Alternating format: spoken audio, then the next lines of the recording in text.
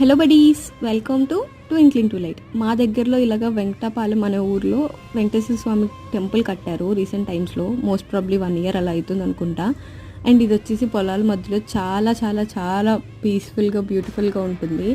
And timings ఒకటి కొంచెం ఇటు అటుగా ఉన్నాయి. అంటే ఫ్రైడే మాత్రం కొంచెం లేట్గా తెరుస్తున్నారు, మిగతా అన్ని డేస్ ఇట్స్ ఫైన్.